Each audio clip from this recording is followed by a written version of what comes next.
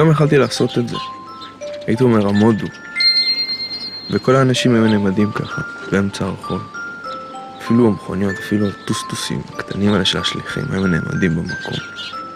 ואני הייתי עובר בין כולם, מחפש את הבחורות הכי יפות, ולוקח אותן לדירה שלי ומזיין אותן עד שירצה עשן.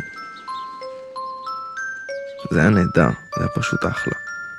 עמודו, פה התשכבי כאן על המיטה, ואחרי זה וואם באם. הבחורות שעברו אצלי היו פשוט חומר לז'ורנלים. הרגשתי נהדר, הרגשתי קינג.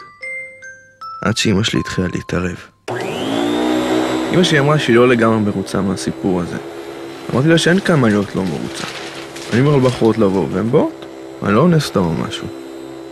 ואמא שלי אמרה... לא, חס וחלילה, אין לי שום דבר אישי נגד זה. רק אני פשוט לא יודעת איך להגיד לך, יש לי מין הרגשה שיש בזה משהו לא אישי, אטום, ואתה כל הזמן, תוריד את העיתון שנדברת אליך, לא מתייחס לבחורות כמו שצריך, יש לי מין תחושת בטן, שאתה לא לוקח ברצינות את העניין כולו. כן, תמיד אני שומרת את תחושות בטן לעצמי, אבל אתה עושה מה שאתה רוצה. פעם אחת לשם שינוי, תעשה מה שאני אומרת לך. עמודו!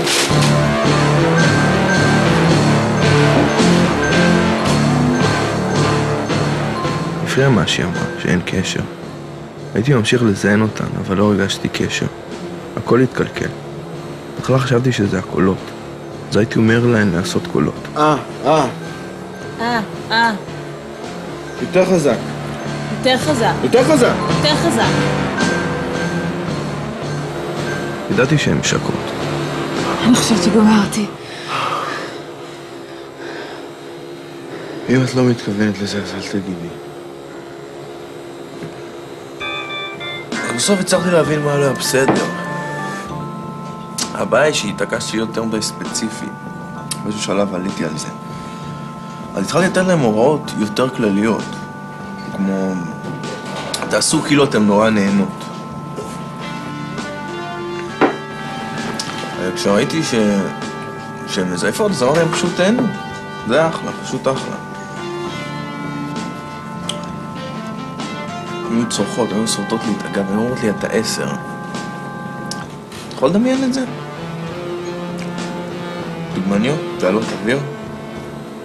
קרנות של מאוחר בלילה בגלי צהל אצלי במיטה אומרות לי שאני גדול. רק שאז התחיל להפריע לי כדי שהן באות רק בגלל שאני אומר להן.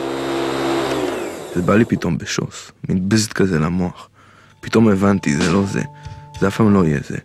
כי הבחורות האלה כולן, אף אחד לא באמת מעריכה אותי. אני לא כך מבין מה יש לך לא להיות מרוצה. אתה אומר לבחורה לבוא, בחורה באה, זה לא שאתה אונס אותה או משהו כזה. אם זה לא בגלל האופי שלי שהן באות. אם הן לא רוצות אותי בגלל מה שאני, לא מעריכות אותי בגלל מה שאני.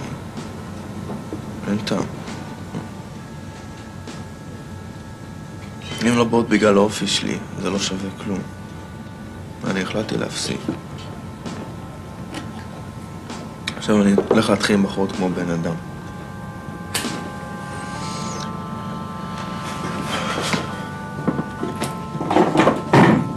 זה היה על הפנים, זה היה פיאסקו. פשוט תקופה נוראה. בחורות שהייתי מזיין באמצע הרחוב, כשנשענות על תיבת דואר, פתאום לא הסכימו להביא לי את הטלפון שלהן. התחילו להגיד לי דברים כמו שמסריח לי מהפה, או שאני לא מושך אותם, או שיש להם חבר. זה היה מבאס, נורא מבאס.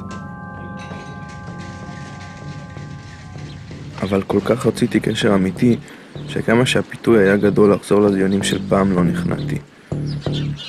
אחרי 3 חודשים של איסורים, פגשתי באמצע שדרות נורדו את הדוגמנית המדהימה הזאת. ניסיתי לדבר איתה, ניסיתי להצחיק אותה, אבל אפילו לא הסתכלה לכיוון שלי.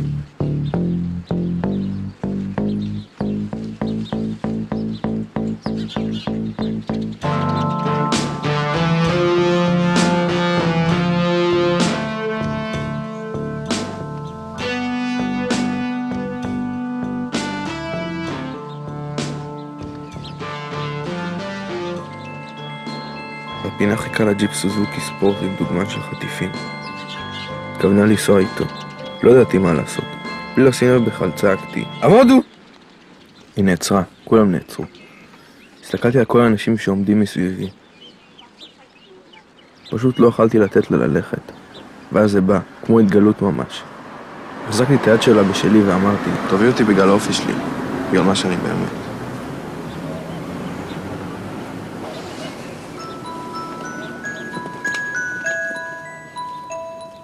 ואחרי זה לקחתי אותה עליי הביתה לדירה, וזיינתי אותה כמו מטורף. והיא צרחה וסרטה אותי בגב ואמרה לי, תעשה את זה, אוי כן, תעשה לי את זה. ואהבה אותי, כל כך אהבה אותי. לא סתם, בגלל האופי שלי, בגלל מה שאני באמת.